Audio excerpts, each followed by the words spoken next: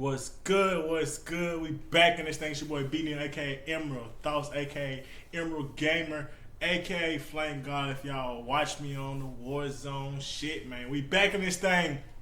Got some reactions. We're gonna be reacting to Colorado playoff odds and chances to get in. A little different. Won't be reacting to the game. I will be having the game of Colorado come out. Colorado versus whoever the fuck they just played. I forgot.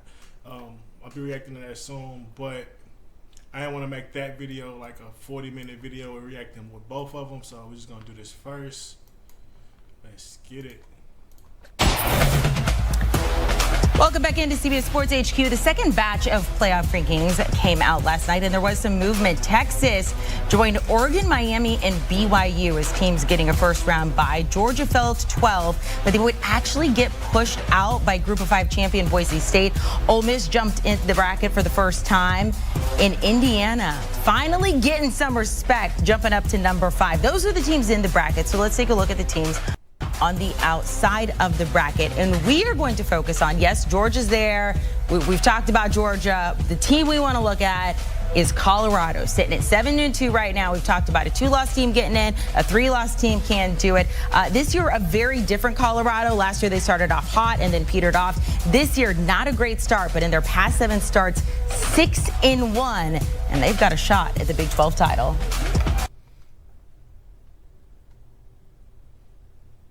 Only thing that's tough about this, Kansas versus Colorado, they have to play each other in the Big 12. That's gonna be the determining factor on who should make it out of this. A&M, I don't think A&M should make it. If we're just talking about voting, they don't have a consistent quarterback. Who have they really beaten? Let's see. Let's look at Texas A&M. They lost to Notre Dame, which I don't think Notre Dame is that good. They beat Florida. They beat Arkansas. They beat Missouri. And they lost to South Carolina. They also beat LSU. That's a big dub. But LSU has been like iffy. LSU's been iffy. I don't know. And then they're going to play A&M. They got to play Texas. So A&M got to play Texas. So most likely get them up out of here. Let's look at SMU real quick. I'm just going off my personal bias on who should actually be the next team up. They beat Nevada. They beat, who is that? Connecticut. They lost to BYU by 3, which is not a bad loss. They beat TCU. They beat Florida. They beat Louisville very closely. Stanford was close. I mean, they blew out Stanford. They close game versus Duke. And then they beat Pitt, which is an okay team. But this schedule is so fucking weak as hell. Like,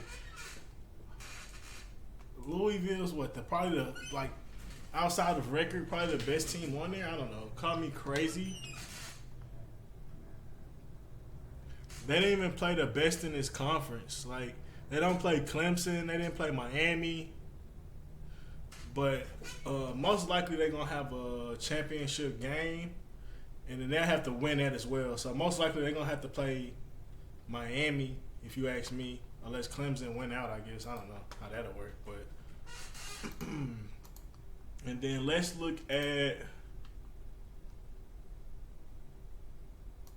Georgia real quick. They beat Clemson, which is an okay team. And I think these rankings are when the team, that's what the rankings was when these teams actually lost and played. Because Alabama's not a 4 seed right now. Yeah, they're the 10th seed. So I like that. But even like the rankings on who some of these teams play, like when they played them, like kind of inaccurate. Just because they were 14 in, like they're not really a 14 overall team. They just was a misranking early in the season. Alabama 4, they beat them. Oh no, they lost to Alabama, excuse me. They beat Auburn, they beat Mississippi, they beat Texas, which is huge. They beat Florida, then they lost to Mississippi. So they lost to Alabama and Mississippi. They'll have to win out. And what's their conference look like? They wouldn't even have a chance to win conference.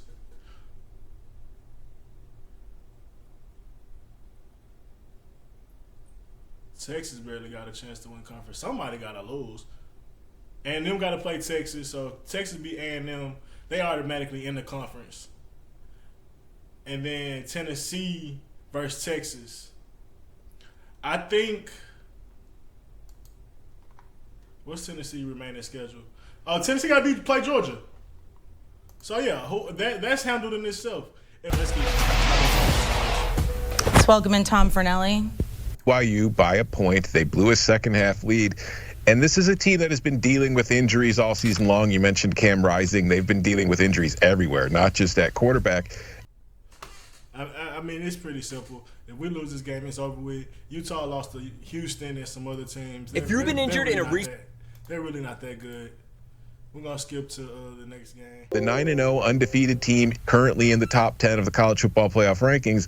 And Kansas is only a 3-point underdog in that game. That's how good the team is regardless of its record. So Kansas is a live dog against BYU this week. And when they face the Buffs, I think that's going to be one of the bigger tests left on Colorado's schedule. That is not going to be an easy team to get by. You can't just look at their record and think Colorado's going to blow the doors off them. They're not. They are a team that can move the ball. They get big plays on offense and they can put points on the board. And we have seen Colorado's defense is one of the more underappreciated stories in the nation this season because they have made significant strides forward to improve after being pretty awful last season, but they are still capable of giving up big plays and Kansas can't exploit it. So I think Colorado would beat Kansas, but I think it'd be a pretty close and tough game. Okay, so out of the remaining games, it looks like Kansas is going to be the biggest question mark so far for the Colorado fans watching this, wanting to know if they can make it to the playoff.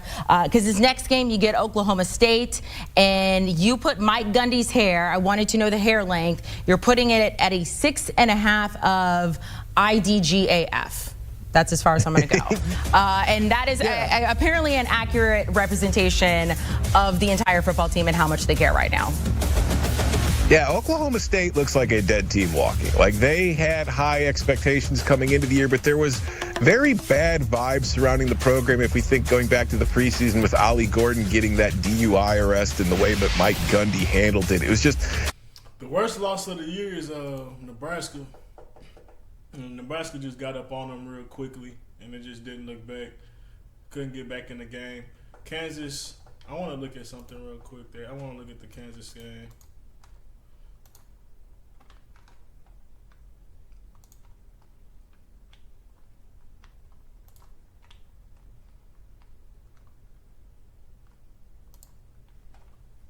Just see how it went. It was also okay. So early it was 7-7.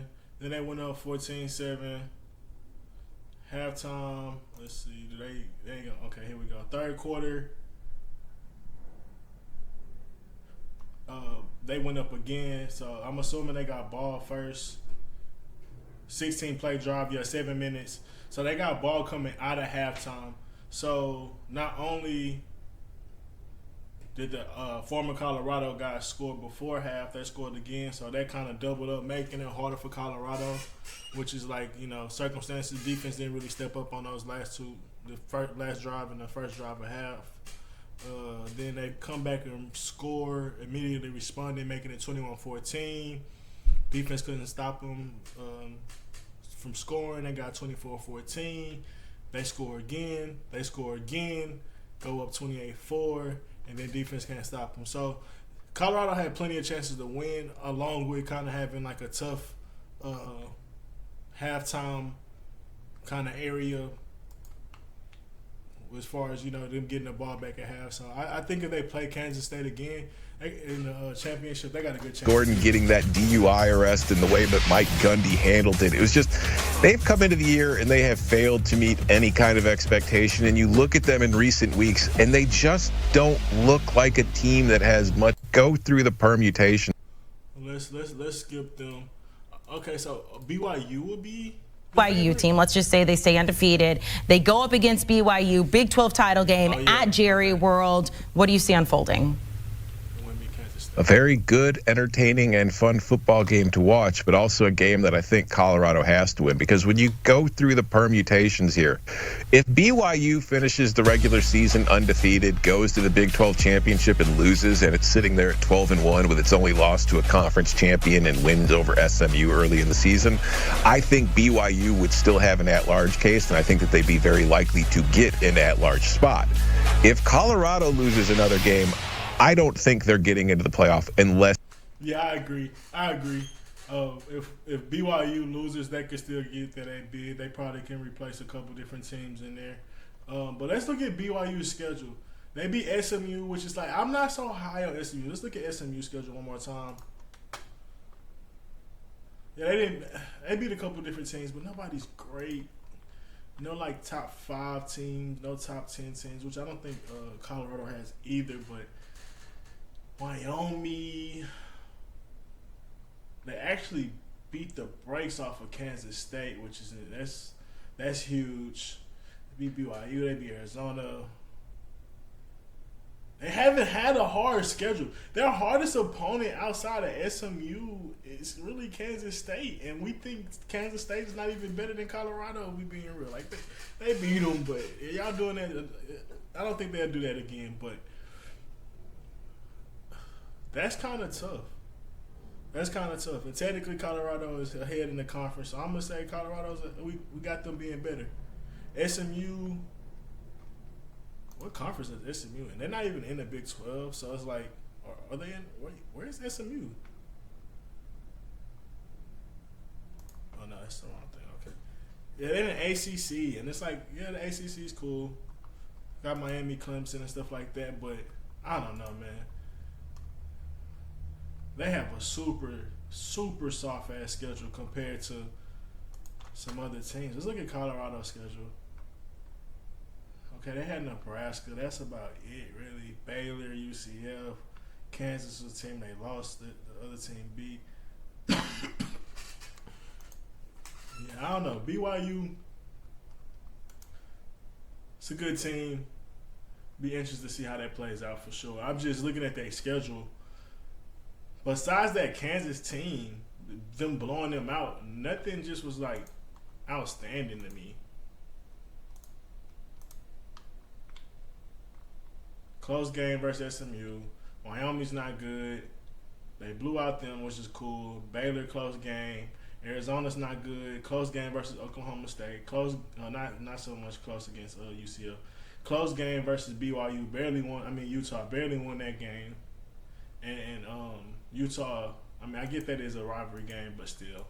They win the Big 12. I think if you're the Buffs, your only true path to getting to the playoff is winning the Big 12. So this would be everything on the line for them. Will they win the game if they get it? I don't know. I'm not nearly as confident in them against BYU as I am against, say, the Oklahoma State game or this week's game against Utah. I think this one would be a true coin flip because BYU is just as solid of a team on both sides of the ball as Colorado has been. But I do think Colorado has an advantage at quarterback in Shedeur Sanders, and I think that is the one thing that if I'm looking at Colorado compared to the rest of the Big 12, the Big 12 has a lot of good football teams, but when the NFL draft comes in the spring, you're not going to see a lot of Big 12 players going in the first couple days in the draft. Meanwhile, Colorado has 2 players on its offense who might be going on the first night of the draft in the first round. In fact, they might both be going in the top 10. So I think that talent advantage is something that the Buffs just have that the rest of the league doesn't. So while I don't think they'd be a heavy favorite or a clear favorite against BYU, I do think that would give them the edge, and I would take the Buffs over the Cougs and get to the playoff. And who would have thought we'd be saying that about Colorado this time a year ago? Hey, there's a lot of things we didn't think we'd be saying right now, Tom Fornelli. I'm grateful you got the flannel. That's huge, man. A lot of people, like you said, wouldn't be saying that in the beginning of the year. I'm proud of them. Hopefully they can win the rest of their games. They'll have to win 4 more games. And the thing about the BYU game is they're a heavy running team. If you can get ahead of them, if we can get up 14 points, if we can get up 10 points, or if we can constantly stay up until, end of the game where they're forced to have to pass, I think we can expose them because their quarterback is not that good. I forget how to pronounce his name, but I think it starts with an R. He's okay, but he's not a guy that's going to kill you for 300 yards passing. He's a guy that's gonna get under 200 yards a game, if I'm not mistaken. He's not too hot. And then they kind of, like I said, just rely on that run game a lot. Let's look at their stats real quick. What? Oh, I thought I was on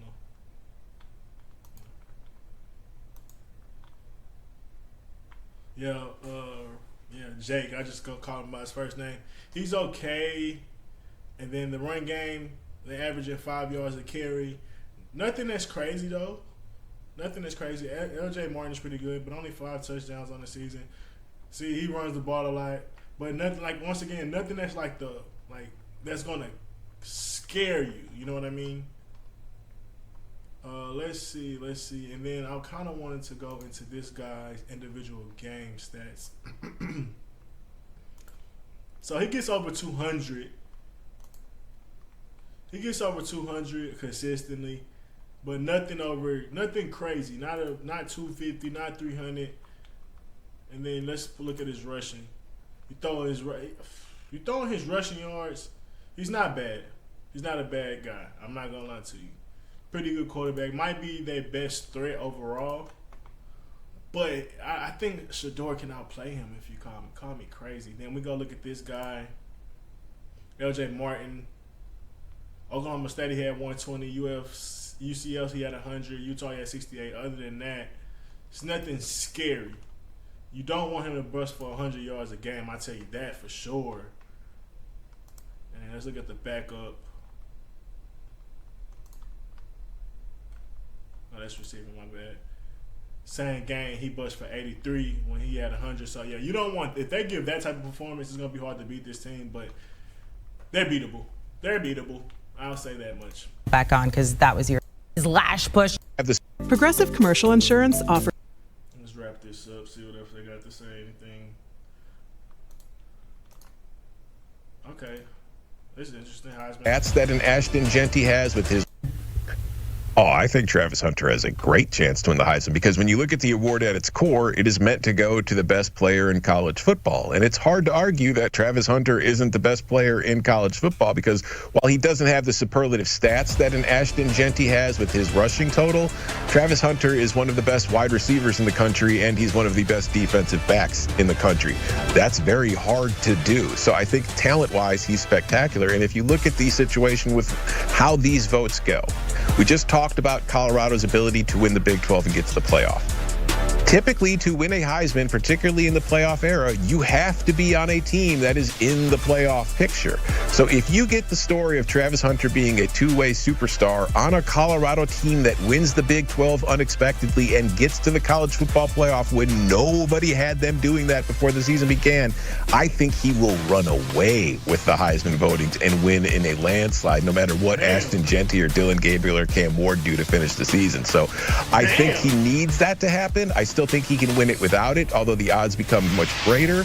But again, if Colorado wins the Big 12, Travis Hunter's winning the Heisman Trophy. I have no doubt in my mind about it. Damn, Oregon. I didn't think he was that much of a favorite. I think dude might be throwing a little sauce on it because I can't lie. Cam Warren's having a hell of a year.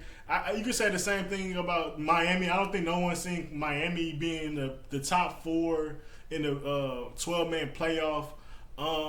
Gentry, he's good. Only thing about him is just like Boise, they kind of play a weak schedule, and they play like teams like UNLV and Nevada. A lot of teams that just not great defensively, which you still got to go put up those numbers. But at a certain level, it's like the guy that put up like 5,000 yards passing on Hawaii, and it's like the similar thing. It's the conference. It's like if that was in the Big 12 or the SEC, you're the fucking Heisman, no doubt about it. But yeah, it's just those inflated numbers in that conference. People not gonna really respect it. Who else did they have? Dylan Gabriel. That's interesting because they have a pretty good team. I don't know if his numbers just pop off the charts though. I would have to give it to Cam, and then I had to give it to Hunter. Would be my top 2. And then honestly, I probably even have a Shador over Dylan Gabriel, but I put Travis. I put Cam Ward, Travis, Dylan Gabriel, Genty. as my like top 4.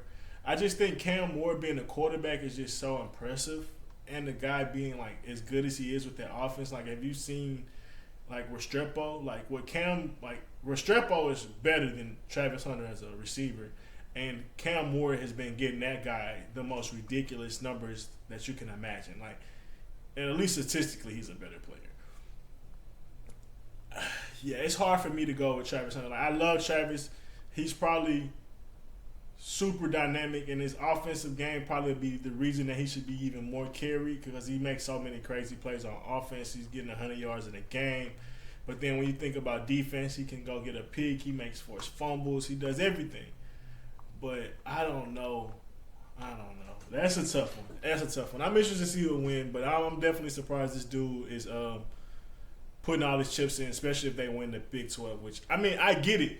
No one definitely expected them to win the Big 12. Miami, maybe people thought they could win the ACC based on last year and their offense and stuff like that, and then it being a second year with their offense being there. So I could get that argument. Needs that to happen. I still think he can win it without it, although the odds become much greater.